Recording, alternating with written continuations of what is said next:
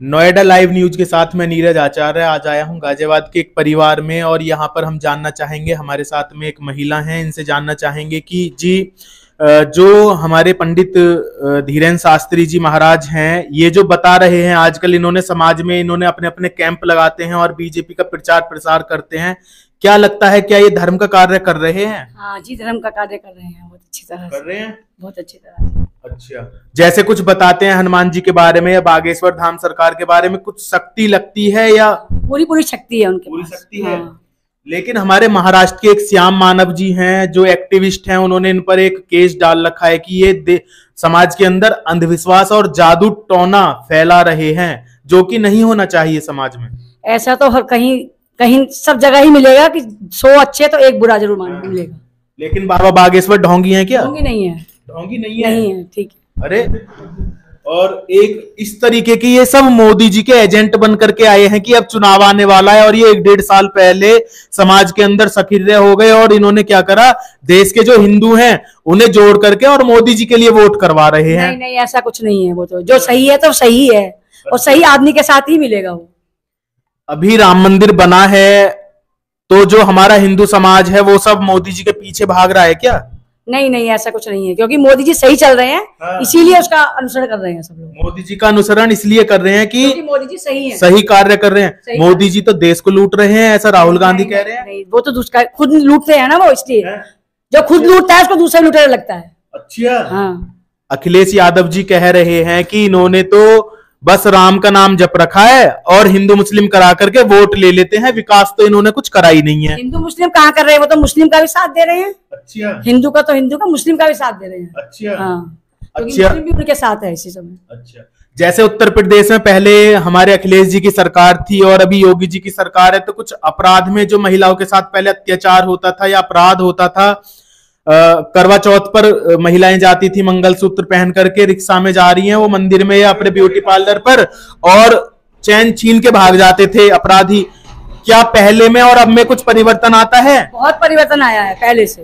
पहले से जो अब तो लड़कियां भी खुले आराम चली जाती हैं। हाँ। और चैन वगैरह चोरी का भी कुछ मामला कम हुआ है, बहुत कम हुआ है। यानी कि अपराधियों महिलाओं पे जो अपराध हो रहा था वो कम हो चुका है, कम हुआ है, बहुत कम हुआ है, बहुत कम हुआ है।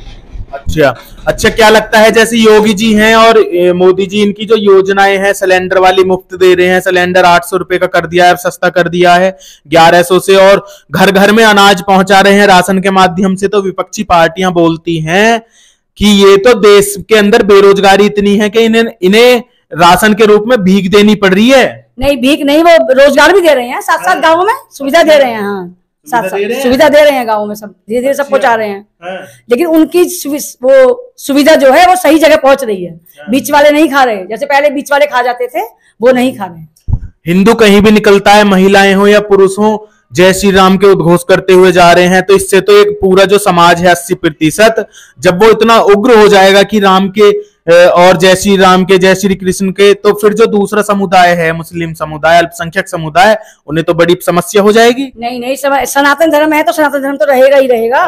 तो उनको कोई मना थोड़ी कर रहा है, वो अपना धर्म मान रहे हैं, हम लोग नहीं मना कर रहे उनको, वो तो अपना मान ही रहे हैं, हम अपना मान रहे हैं। लेकिन हम जो लोग हैं, जैसे हिंदू हैं, बड़े भाई हैं, बहुत सारे हैं, संख्या में ज्यादा हैं, तो उनको हम उनके जो त्योहार हैं, इफ्तार पार्टी, उनमें टोपी लगा लगा करके उनको दावत तो दे सकते हैं ना, उनके लिए टोपी लगा करके जाएं और उनके त्योहारों में दावत दें हम। नहीं नहीं नहीं, हम ऐसे कैसे करेंगे, हम तो सनातन धर्म थोड़ी छोड़ेंगे, सनातन धर्म नहीं छोड़ सकते दूसरे के लिए। अखिलेश यादव यही तो कहते हैं, अपना धर्म चला रहे हैं। हाँ, अखिलेश यादव यही तो कहते हैं कि हम तो टोपी लगा के जाते हैं, तो हम ज्यादा अल्पसंख्यकों के जो है वो है अच्छे हितैषी। अपना सनातन धर्म थोड़ा छोड़ देंगे दूसरे के लिए, अपना धर्म नहीं छोड़ेंगे। अच्छा, धर्म नहीं छोड़ेंगे। अच्छा, अच्छा, ये बताइए, एक पंडित प्रदीप मिश्रा जी हैं, वो भी बहुत बता रहे हैं कि जल चढ़ाने से ये होगा शिवलिंग पे, तो दूसरे लोग कहते हैं तो पाखंड फैला रहे हैं। सब पाखंड नहीं फैला रहे, जो शिव पुराण में लिखा हुआ है वो सत्य पढ़ पढ़ के हमें सुना रहे हैं।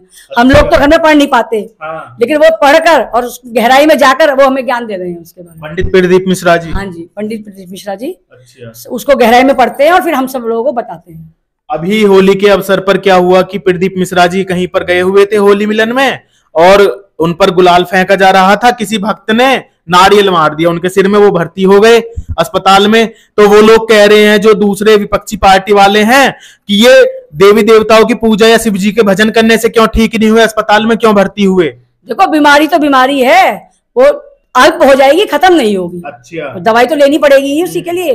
कोई भोले बाबा एकदम तो उतर के आ जाएंगे 1 सेकंड में कि ठीक कर देंगे। अच्छा। इंसान है तो इंसानी तो हमें फर्ज निभाना पड़ेगा। जब भगवान राम ने जन्म लिया, उन्होंने भी कठिनाइयां सही, 14 वर्ष का वनवास भी सहा, भगवान कृष्ण ने भी सहा, तो वो तो इंसान ही है, वो तो भगवान ने अवतार लिया था, कष्ट तो उन्होंने भी सहे थे।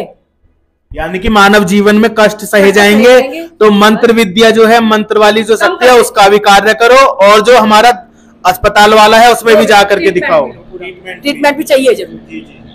तो ये थी हमारे देश की एकमात्र शक्ति, जिन्होंने बताया कि भाई किस प्रकार से हमारे जो पंडित हैं या जो हमें धर्म का ज्ञान दे रहे हैं उनके अनुसार चलना है, लेकिन साथ के साथ जो हमारी आधुनिक वैज्ञानिक परंपरा है उनको भी साथ में लेकर के चलना है।